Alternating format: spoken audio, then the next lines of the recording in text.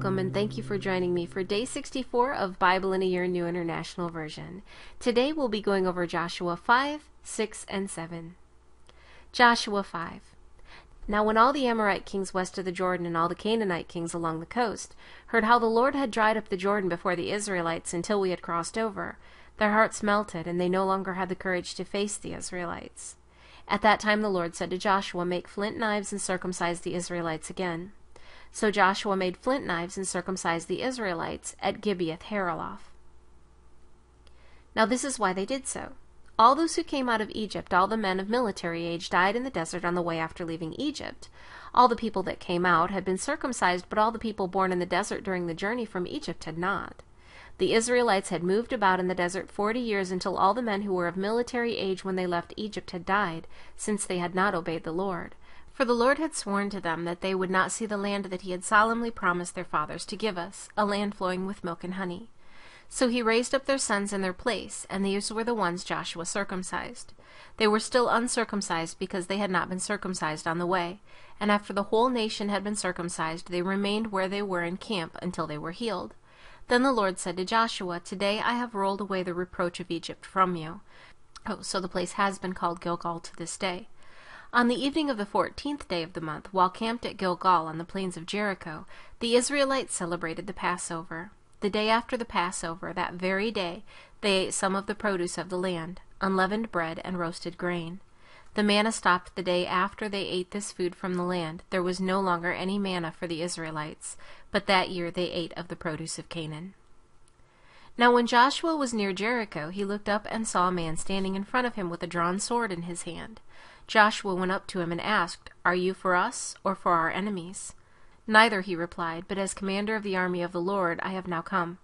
Then Joshua fell face down to the ground in reverence and asked him, "What message does my Lord have for his servant?" The commander of the Lord's army replied, "Take off your sandals, for the place where you are standing is holy." And Joshua did so. Joshua 6. Now Jericho was tightly shut up because of the Israelites. No one went out and no one came in. Then the Lord said to Joshua, "See, I have delivered Jericho into your hands, along with its king and its fighting men. March around the city once with all the armed men. Do this for 6 days. Have 7 priests carry trumpets of ram's horns in front of the ark. On the 7th day, march around the city 7 times with the priests blowing the trumpets. When you hear them sound a long blast on the trumpets, have all the people give a loud shout. Then the wall of the city will collapse, and the people will go up, every man straight in." So Joshua son of Nun called the priests and said to them, "Take up the ark of the covenant of the Lord and have 7 priests carry trumpets in front of it."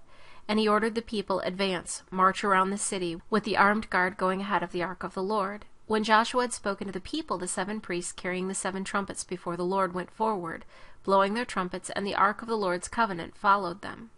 The armed guard marched ahead of the priests who blew the trumpets, and the rear guard followed the ark. All this time the trumpets were sounding, but Joshua had commanded the people, "Do not give a war cry, do not raise your voices, do not say a word until the day I tell you to shout, then shout." So he had the ark of the Lord carried around the city, circling it once. Then the people returned to the camp and spent the night there. Joshua got up early the next morning, and the priests took up the ark of the Lord. The 7 priests carrying the 7 trumpets went forward, marching before the ark of the Lord and blowing the trumpets. The armed men went ahead of them, and the rear guard followed the ark of the Lord while the trumpets kept sounding. So on the 2nd day they marched around the city once and returned to the camp. They did this for 6 days. On the 7th day they got up at daybreak and marched around the city 7 times in the same manner, except that on that day they circled the city 7 times. The 7th time around, when the priests sounded the trumpet blast, Joshua commanded the people, "Shout, for the Lord has given you the city." The city and all that is in it are to be devoted to the Lord. Only Rahab the prostitute and all who are with her in her house shall be spared, because she hid the spies we sent. But keep away from the devoted things, so that you will not bring about your own destruction by taking any of them. Otherwise you will make the camp of Israel liable to destruction and bring trouble on it. All the silver and gold and the articles of bronze and iron are sacred to the Lord and must go into his treasury. When the trumpet sounded, the people shouted, and at the sound of the trumpet, when the people gave a loud shout, the wall collapsed. So every man charged straight in, and they took the city. They devoted the city to the Lord and destroyed with the sword every living thing in it, men and women, young and old, cattle, sheep, and donkeys. Joshua said to the 2 men who had spied out the land, "Go into the prostitute's house and bring her out and all who belong to her in accordance with your oath to her." So the young men who had done the spying went in and brought out Rahab, her father and mother and brothers, and all who belonged to her. They brought out her entire family and put them in a place outside the camp of Israel. Then they burned the whole city and everything in it. But they put the silver and gold and the articles of bronze and iron into the treasury of the Lord's house. But Joshua spared Rahab the prostitute with her family and all who belonged to her, because she hid the men Joshua had sent as spies to Jericho, and she lives among the Israelites to this day. At that time Joshua pronounced this solemn oath, "Cursed before the Lord is the man who undertakes to rebuild this city Jericho. At the cost of his firstborn son will he lay its foundations. At the cost of his youngest will he set up its gates."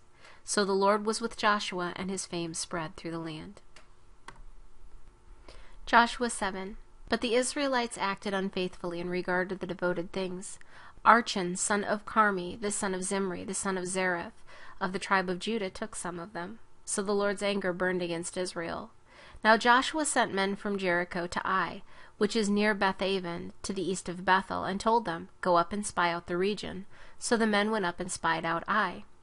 When they returned to Joshua, they said, "Not all the people will have to go up against Ai. Send 2,000 or 3,000 men to take it, and do not weary all the people, for only a few men are there." So about 3,000 men went up, but they were routed by the men of Ai, who killed about 36 of them. They chased the Israelites from the city gate as far as the stone quarries, and struck them down on the slopes. At this the hearts of the people melted and became like water. Then Joshua tore his clothes and fell face down to the ground before the ark of the Lord, remaining there till evening. The elders of Israel did the same and sprinkled dust on their heads, and Joshua said, "Ah, sovereign Lord, why did you ever bring this people across the Jordan to deliver us into the hands of the Amorites to destroy us? If only we had been content to stay on the other side of the Jordan. O Lord, what can I say now that Israel has been routed by its enemies? The Canaanites and the other people of the country will hear about this, and they will surround us and wipe out our name from the earth. What then will you do for your own great name?" The Lord said to Joshua, "Stand up, what are you doing down on your face? Israel has sinned.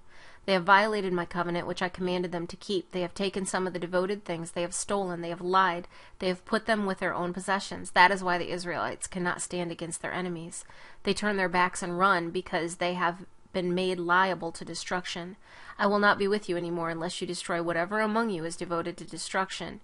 Go consecrate the people. Tell them, consecrate yourselves in preparation for tomorrow, for this is what the Lord, the God of Israel, says. That which is devoted is among you, O Israel. You cannot stand against your enemies until you remove it. In the morning present yourselves tribe by tribe. The tribe that the Lord takes shall come forward clan by clan. The clan that the Lord takes shall come forward family by family, and the family that the Lord takes shall come forward man by man. He who is caught with the devoted thing shall be destroyed by fire, along with all that belongs to him. He has violated the covenant of the Lord and has done a disgraceful thing in Israel." Early the next morning Joshua had Israel come forward by tribes, and Judah was taken. The clans of Judah came forward, and he took the Zerahites. He had the clan of the Zerahites come forward by families, and Zimri was taken. Joshua had his family come forward man by man, and Achan, son of Carmi, the son of Zimri, the son of Zerah, of the tribe of Judah, was taken. Then Joshua said to Achan, "My son, give glory to the Lord, the God of Israel, and give him the praise. Tell me what you have done. Do not hide it from me." Achan replied, "It is true, I have sinned against the Lord, the God of Israel. This is what I have done. When I saw in the plunder a beautiful robe from Babylonia, 200 shekels of silver and a wedge of gold weighing 50 shekels, I coveted them and took them. They are hidden in the ground inside my tent, with the silver underneath." So Joshua sent messengers, and they ran to the tent, and there it was, hidden in his tent, with the silver underneath. They took the things from the tent, brought them to Joshua and all the Israelites, and spread them out before the Lord. Then Joshua, together with all Israel, took Achan son of Zerah, the silver, the robe, the gold wedge, his sons and daughters, his cattle, donkey, and sheep, his tent, and all that he had, to the valley of Achor. Joshua said, "Why have you brought this trouble on us? The Lord will bring trouble on you today." Then all Israel stoned him, and after they had stoned the rest, they burned them. Over Achan they heaped up a large pile of rocks, which remains to this day. Then the Lord turned from his fierce anger. Therefore that place has been called the Valley of Achor ever since. Thank you for joining me for Day 64 of Bible in a Year New International Version. I look forward to seeing you tomorrow for Day 65.